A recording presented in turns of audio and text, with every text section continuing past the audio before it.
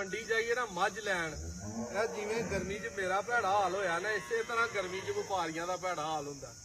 ਤੇ ਇਹ ਹੀ ਤਰਲਾ ਲਈਦਾ ਕਿ ਯਾਰ ਪੈਸੇ ਉਹ ਦੱਸੀ ਜਿਹੜੇ ਲੈ ਲੈਣੇ ਨਹੀਂ, 100 ਵੀ ਵੱਧ ਘੱਟ ਨਾ ਮੰਗੀ। ਚਲੋ ਫਿਰ ਮੈਂ ਥੋੜੀ ਬਹੁਤੀ ਤੇ ਕਰਨੀ, ਜਿਹੜਾ ਉਹ ਵਪਾਰੀ ਦੇ ਬਲੱਡ 'ਚ ਹੁੰਦੀ ਹੈ, ਕਰਨੀ ਹੁੰਦੀ ਹੈ, ਪੈਸੇ ਟੁੱਟਦੇ ਵੀ ਨੇ।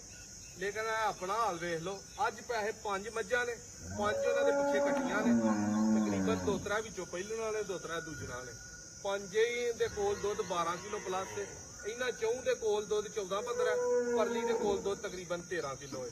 ਕੱਲੀ ਤੁਹਾਨੂੰ ਕਰਕੇ ਵਹਾਣੀ ਹੈ। ਬਜਟ ਤਕਰੀਬਨ 7 ਲੱਖ ਦੇ ਰਾਉਂਡ ਅਬਾਊਟ ਇਹਨਾਂ ਦਾ, ਦੁੱਧ 14-15 ਕਿਲੋ। ਉਹ ਭਾਈ ਵੀਡੀਓ ਵੇਖੇ ਜਿਹਦਾ 7 ਲੱਖ ਦਾ ਬਜਟ ਹੈ ਵੇ ਮੱਝ ਲੈਣ ਦਾ। 4-4.5 ਵਾਲੇ ਭਰਾ ਕਿਸੇ ਮੰਡੀ ਟੁਰ ਜਾਣ, ਕਿਸੇ ਆਪਣੇ ਗੁਆਂਢੀ ਵਪਾਰੀ ਦੇ ਕੋਲ ਟੁਰ ਜਾਣ, ਸਾਡੇ ਕੋਲ 4-4.5 ਵਾਲੀ ਤਿੱਲੜ ਦੁੱਲੜ ਮਾਈ ਲੱਭ ਸਕਦੀ ਹੈ।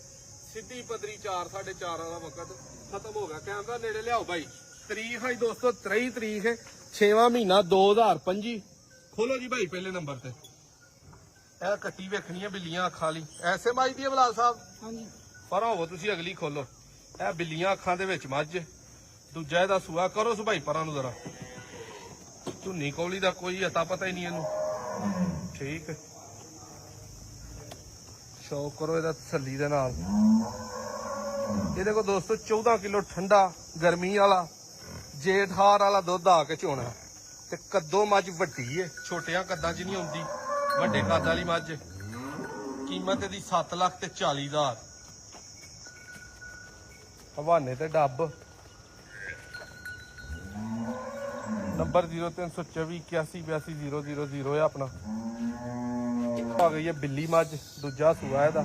ਇਹਦੇ ਕੋਲ 15 ਕਿਲੋ ਦੁੱਧ, ਇਹਦੇ ਪਿੱਛੇ ਵੀ ਕੱਟੀ ਹੈ। ਇਹਦਾ ਵੀ ਕੱਦ ਤਗੜਾ, ਸਿਰ ਸੋਹਣਾ, ਅੱਖਾਂ ਬਿੱਲੀਆਂ। ਦੋਸਤੋ ਇੱਥੇ ਮੱਝ ਦਾ ਜ਼ਰਾ ਸ਼ੌਕ ਕਰੋ। ਮੱਝ ਆਂਦੀ ਹੈ ਮੇਰਾ ਸ਼ੌਕ ਕਰੋ। ਥਣ ਚਾਰੇ ਵੀ ਥਾਂ ਤੇ ਮੋਟੇ ਪਾਵਰੀ, ਜਾਨ ਜੂਰਤ ਹੋਏ ਤੇ ਇੰਜ ਮੱਝਾਂ ਨੱਸਦੀਆਂ। ਨੱਸਣਾ ਹੀ ਇਹਨੇ ਭਾਈ। ਉਹ ਨੱਸ ਗਈ ਜੇ, ਛੱਡ ਦੇ ਸੁੱਟ ਦੇ ਉੱਤੇ ਰਸਾ, ਆਪੇ ਬਲਾਲ ਫੜ ਲੇਗਾ। ਤਾਂ ਦੋਸਤੋ ਇਹ ਜਿਹੜੇ ਭਾਈ ਨੂੰ ਪਸੰਦ ਆਈ, ਇਹ ਫਾਈਨਲ 7 ਲੱਖ ਤੇ 55 ਹਜ਼ਾਰ ਦੀ ਮਿਲਣੀ ਜੇ। ਠੀਕ ਹੈ, ਇਹ ਆ ਗਈ ਹੈ ਬੂਰੀ। ਤੋਰੋ ਭਾਈ ਇਹਨੂੰ ਵੀ ਪਰਾਂ ਨੂੰ। ਬਿੱਲੀਆਂ ਅੱਖਾਂ 'ਚ ਕੱਟੀ ਮਗਰ ਕੱਟੀ ਗਈ ਹੈ, ਭੁੱਲ ਪਹਾੜੇ ਤੇ ਵੀ ਦੋਵੇਂ ਟਾਈਮ ਕਦੇ ਟੀਕੇ ਵਾਲਾ ਵੀ ਚਾਨਸ ਹੋ ਜਾਂਦਾ। ਇਹ ਜਿਹੜੇ ਭਾਈ ਨੂੰ ਪਸੰਦ ਆਈ 7 ਲੱਖ 40 ਹਜ਼ਾਰ ਦੀ, 13-14 ਕਿਲੋ ਇਹਦੇ ਕੋਲ ਵੀ ਦੁੱਧ।